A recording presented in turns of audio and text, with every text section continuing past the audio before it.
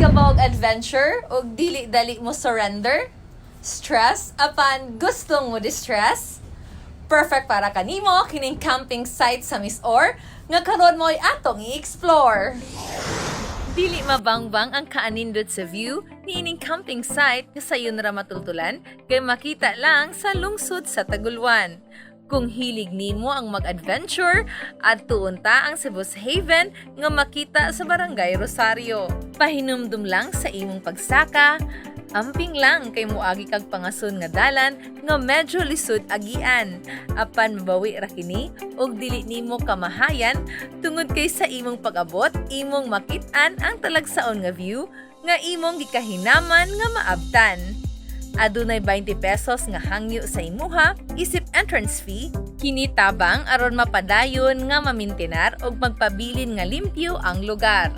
Anda manadayon imong dala nga kamera kay maglibog gud ka asa mo aura. Og siguradong malingaw ka sa imong mga hulagway nga ang background hastang ninduta. Presko nga hangin imong matagamtaman, diring dapita og bation gihapon ka og katugnaw bisan naka-jacket ka. Pwede kaayo sa Sebu'S Haven ang mag-camping uba kaha sa barkada mag-jamming-jamming. Dili mabalaka kung magabinan ka tungod kay adunay rooms nga sulit sa bulsa. 300 pesos lang makarelax ka na. Hangyo lang sa management nganing nagsagubang ta karon sa pandemya, subayon gayud ang ilang ipatuman ng mga gabayan sama sa pagsulob og face mask ug pagsunod sa physical distancing aron mapanaliptan ang tanan sa makapatay nga COVID-19. Before mo sa entrance ma'am nami kanang kuan og alcohol daw thermal gun kanang scanner. Tapos dire nami observe social distancing. Sa padayon nga paglambo sa turismo sa probinsya, naghatag usab kini og dugang kinitaan sa katawhan. Sama na lang diri sa Sebu'S Haven, nakahatag og panginabuhian kini kang Kuya Rolando Tadem. Kani nga wala driver diri. Dako kani katawang ning Sebu'S sa Muhoy kay isa pa sa sikat pag ini sa pag-open, kaming mga turista.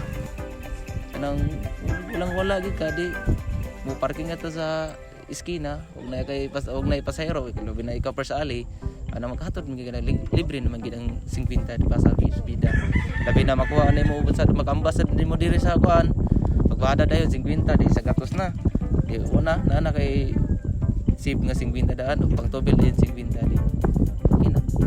Sa pagkakaron, plano pa nga palambuon, paninduton og samot sa management ang lugar aron makahatag kinig satisfaction alang sa tanan. Puhon kung mawala na ang hulga sa pandemya, mas ma-enjoy pa sa tanan kining labihan katalagsaon nga view nga wala na'y gaapason nga curfew.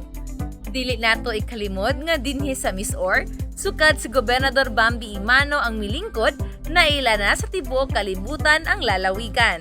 Kay ubos sa iyang pamunuan, ang turismo wala gayud niya gipasagdan. Iyang gitukhan og karon dako na kaayo ang kalambuan. Dili babag ang pandemya aron ipadayon nga mapalambo ang turismo. Ang kagamhanan sa lalawigan padayon sa pagpaningkamot nga mas mapaila pa sa tibuok kalibutan ang maanindot og tagong hiyas nga makita dinhi sa lalawigan.